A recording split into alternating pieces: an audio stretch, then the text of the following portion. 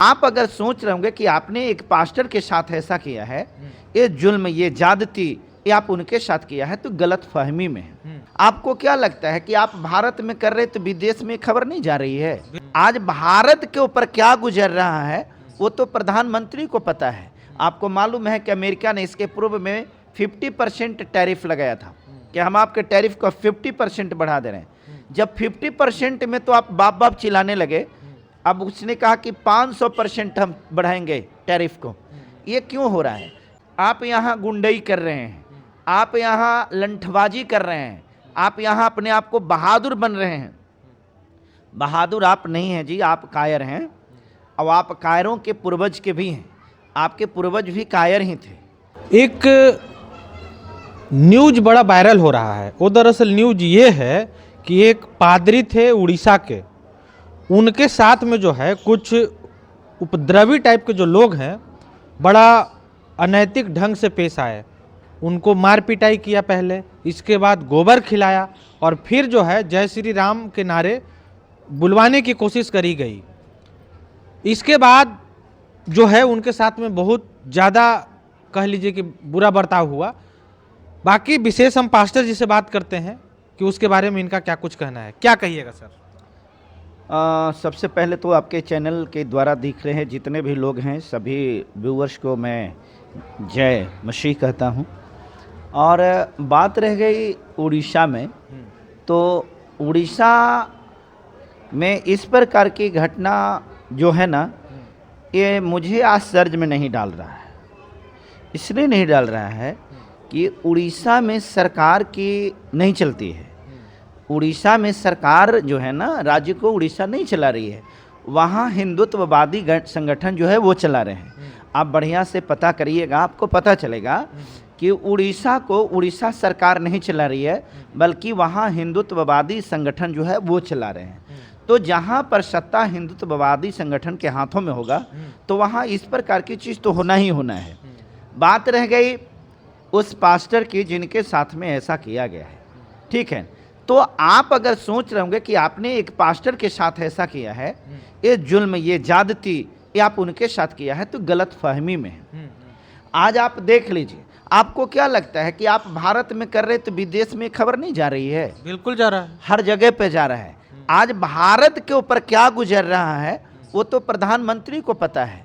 आपको मालूम है कि अमेरिका ने इसके पूर्व में 50% टैरिफ लगाया था कि हम आपके टैरिफ को 50% बढ़ा दे रहे हैं। जब 50% में तो आप बाप बाप चिल्लाने लगे, अब उसने कहा कि 500% हम बढ़ाएंगे टैरिफ को। ये क्यों हो रहा है? साथ ही साथ आपको बहुत सारी खबरें सुनने में मिलेगी कि अब तो भिन्न भिन्न जगहों पर जो हिंदू प्रवासी हैं उनके साथ भी इस प्रकार के, उनके साथ अप्रिय घटनाएं घट रही हैं, उनके साथ भी मारपीट हो रहा है। तो भाई आप जो करिएगा वही चीज़ न पाइएगा। आप यहाँ गुंडई कर रहे हैं, आप यहाँ लंठबाजी कर रहे हैं, आप यहाँ अपने आप को बहादुर बन रहे हैं। बहादुर आप नहीं हैं जी, आप कायर हैं, और आप कायरों के पूर्वज के भी हैं। आपके पूर्वज भी कायर ही थे। आपके पूर्वज ऐसे नहीं थे कि बड़ा वीर बहादुर थे, लड़ करके जंग को जीता, ऐसा नहीं थे। ये उन्हीं में से हैं। ऐसे ऐसे लोगों के बारे में चर्चा करना बहुत, कहते हैं कि ये हृदय विदारक होता है। और मुझे ताज्जुब होता है कि ऐसे ऐसे लोग को सरकार कैसे संरक्षण दे रही है। आज धर्म परिवर्तन का नाम दे रहे हैं आप कहते हैं कि धर्म परिवर्तन। कौन सा धर्म परिवर्तन? कौन सा धर्म है जिसको आप परिवर्तन की बात कर रहे हैं? हिंदू धर्म की बात करते हैं। हिंदू धर्म कहाँ है? ये हिंदू धर्म नहीं है। हिंदू धर्म जीवन जीने की एक कला है। हिंदू शब्द तो था ही नहीं आपके, ना तो कोई वेद में, ना कोई शास्त्र में, ना कोई पुराण में, ना महाभारत में, ना ही रामायण में कहीं भी हिंदू शब्द आया नहीं है। इसलिए कि हिंदू शब्द की उत्पत्ति जो है ये तो फारसियों के द्वारा किया गया है। फारसी जब सिंधु नदी के किनारे में जो पंजाब में पड़ता है वहाँ पर आया था, तो चूंकि फारसी लोग जो है ह को श को ह बोलता, उसका उच्चारण एक्सेंट जो था स था, यह था, तो इसलिए उस सिंधु न कह करके उसको हिंदू बोलता था।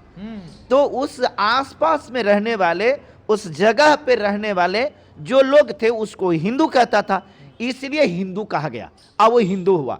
हिंदू कोई धर्म नहीं है। एक चीज ये, यही कारण है कि आज आप सुने भी होंगे कि इनके चमचों को, बेलचों को, चमचियों को ये समझ में अब आ गया है कि वास्तव में हिंदू शब्द नहीं है, इसलिए अब सनातन सनातन सनातन बक रहे हैं।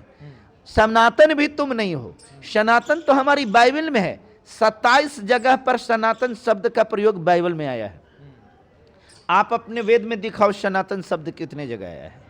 आप अपने पुराण में दिखाओ सनातन शब्द कितने जगह आया है। आप अपने ग्रंथों में दिखाओ सनातन शब्द कितने जगह आया है।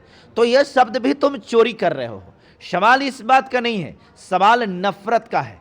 तुम्हें जो लोगों के साथ ही बीज बो रहे हो, नफरत जो बो रहे हो, इसका खामियाजा तुम्हें भुगतना पड़ेगा। तुम भुगतो या ना भुगतो, लेकिन तुम जो हिंदुत्व का चोला पहन करके हिंदुत्व के नाम पर जो नंगा नाच नाच रहे हो, नचा रहे हो, इसकी खामियाजा प्रवासी जो लोग हैं, प्रवासी जो हिंदू अपने आप को कह रहे हैं, उनके साथ में भुगतना पड़ रहा है।